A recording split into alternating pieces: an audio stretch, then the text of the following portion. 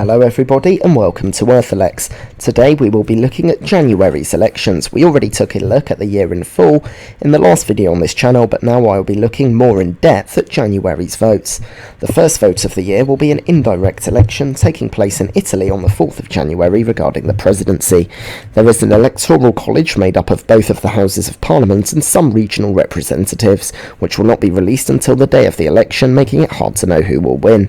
Outgoing President Sergio Mattarella, who was elected in 2015, is not running for re-election, and there is no official list of candidates as representatives can vote for whoever they want. The President is theoretically a powerless job as the running of the country is with the Prime Minister, but Mattarella has had his hands full in his tenure due to Italy's political deadlock.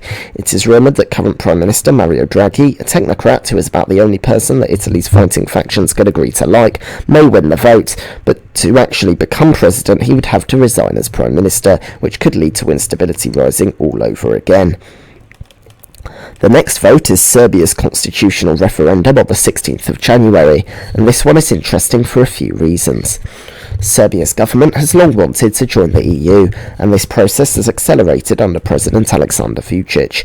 This referendum will bring the judiciary in line with EU legislation by guaranteeing its independence. However, Vučić is a controversial figure, and there have been mass protests against his government, especially over the handling of the COVID-19 pandemic, but also against fears of democratic backsliding.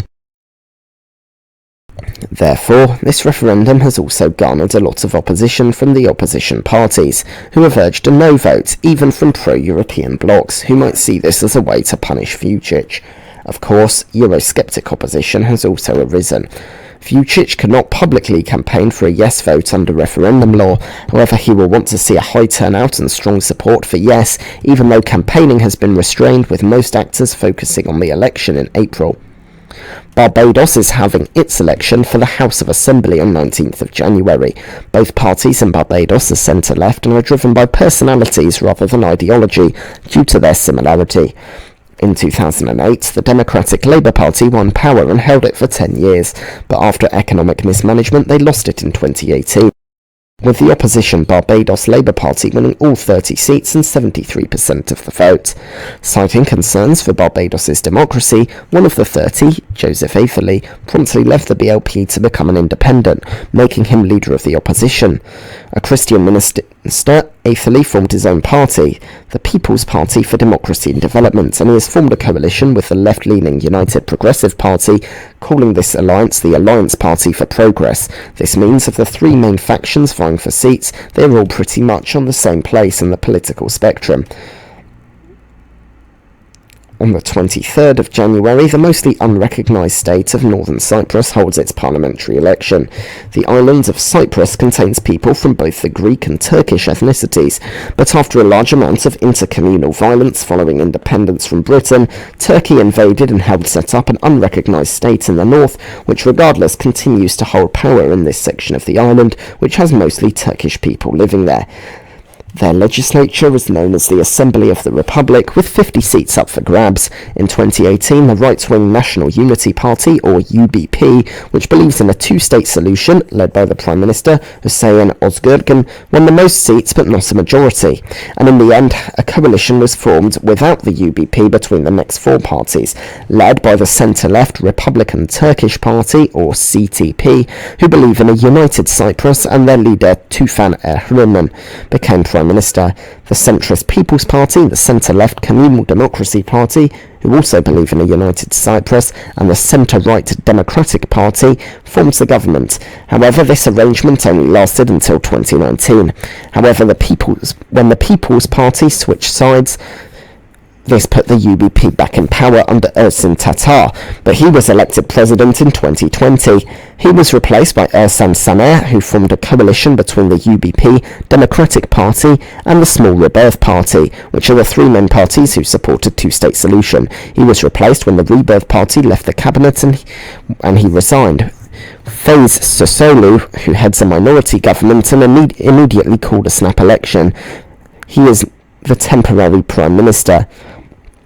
but he looks to get the job permanently, leading the UBP against former Prime Minister Erdoğan, who still leads the CTP. The CTP and Communal Democracy Party support reunification, the People's Party are in the centre, and the other three parties support continued separation. However, it seems unlikely that there will be any change to the status quo anytime soon, no matter the result of this election. On the 26th of January, Nepal is holding elections to its upper house, the National Assembly. These were first elected in 2018 for 6-year terms, but they wanted a system similar to the American one of having a third of members elected every 2 years. Therefore, a lottery was taken to decide who would have to be up for re-election early. Nepalese politics seemed destined to be dominated by the Nepal Communist Party after the merger of the already big two communist factions, the Communist Party of Nepal, Unified Marxist-Leninist, and the Communist Party of Nepal, Maoist Centre. However, factionalism was rife in this party, and the merger was declared void by the Electoral Commission after it was found that the name Nepal Communist Party had already been taken by a small left-wing bloc, and its leader put forward a legal challenge for the name.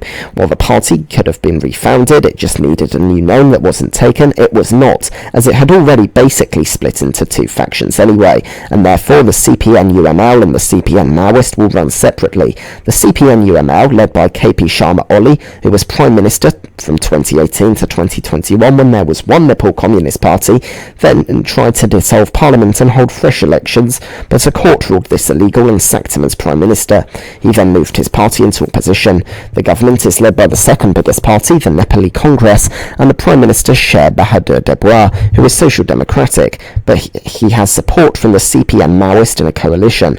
Also supporting the PM is the Communist Party of Nepal, Unified Socialist, another communist grouping who split from the CPN-UML to support the government. Finally, there is the left-wing, but not communist, People's Socialist Party Nepal, who are the final piece in this government puzzle. So it's pretty much KP Sharma Oli and his CPN-UML in opposition against every other party in the government. In the upper house, which is up for election, there are 59 seats, 8 from each of the 7 provinces, and 3 nominated by the president. Of the 8 provincial seats, 3 are open, 3 reserved for women, 1 reserved for the Dalit, which is the lowest of the traditional caste system, also known as untouchables, and 1 seat is reserved for either disabled people or a member of the minorities. The government is looking to maintain its majority, which it holds with 35 seats, 15 from the CPN Maoist, 10 from the CPN-US, 7 from the Congress, 2 from the People's Socialist Party, and 1 from the minor Democratic Socialist Party, who are not running as their seat is not up for re-election with the staggered system I talked about earlier. The opposition, CPN-UML, holds 24 seats. All 19 seats will be contested by the CPN-UML, 8 seats up for grabs. The 4 government parties will contest the seats, but not run against each other in an electoral pact. The Congress will run in 6 seats, the CPN Maoist in 5, the CPN US in 5, and the People's Socialist Party running in 2. The remaining seat will be contested by the minor communist Rastriya Jana Morcha, with the ballot indirect, instead decided by provincial assembly members and local mayors and chairpersons as well as their deputies. It is unknown what the result will be, but this will also be a general election year for Nepal. The last thing it needs is more instability. Finally, there is the Portuguese election, which I spoke about only briefly in the previous video, but warrants further discussion. António Costa, a member of the Socialist Party and Mayor of Lisbon, successfully challenged for the party leadership in 2014, and in 2015 came second in the election but formed government with the support of the hard left parties. The Left Bloc and the Unitary Democratic Coalition, which is between the Portuguese Communist Party and the Ecologist Party, the Greens. The Greens have run with the Communists since their formation in 1982. In 2019, Costa managed to come first but did not win a majority. Instead, he relied on the Left Bloc and the CDU again, but they then voted down his budget in 2021, leading to this snap election.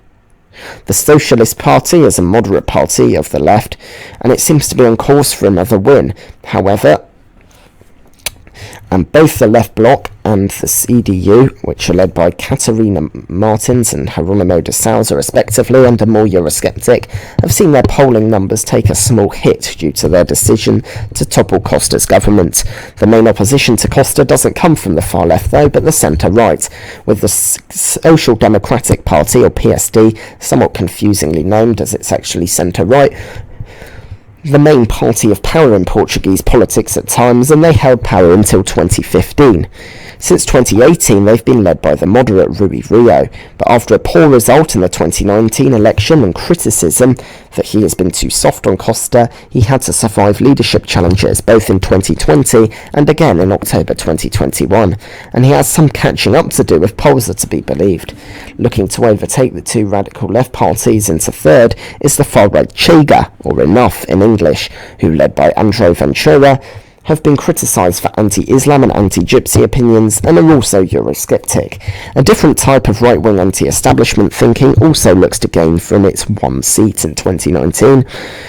That is the Liberal Initiative of João Coimbra Figueiredo, a libertarian party who pledged in the last election to introduce a flat 15% tax rate. However, they might have a lower ceiling of support than Chega, at least in this election. With neither of the major parties looking to get a majority, other smaller blocs will also be important. On the right, there is the CDS People's Party, which is Christian Democratic and clear allies of the PSD, even running in a joint list called Madeira First in Madeira, and in the Azores they will also run together in a list called the Democratic Alliance, with a small bloc called the People's Monarchist Party, existing even though Portugal has been a republic since 1910, who are only running in the Azores and on their own in Madeira. Meanwhile, the Socialists will look for support from the Animal Welfare Party, People, Animals, Nature, and maybe will try to patch up with the far left. With a regional PR voting system, it seems likely that all these parties will be in the Assembly again, but Costa seems likely to regain power as opinion polls show he is more popular than Rio, and there are enough left-wing votes to support him if he doesn't win a majority. But that is the question: can he command a majority, or will he have a shaky alliance in government again? So, thank you for watching this video. There are 6 elections in January 2021, well, 2 indirect elections, 1 constitutional referendum, and 3 general elections. I hope to have more videos of these elections when the results are in, and we can analyse what they can mean. But for now, thank you for watching. If you're yet to do so, the other video on this channel is a preview of all of 2022's national elections, and I encourage you to watch that if you haven't done so already. But for now, it's goodbye.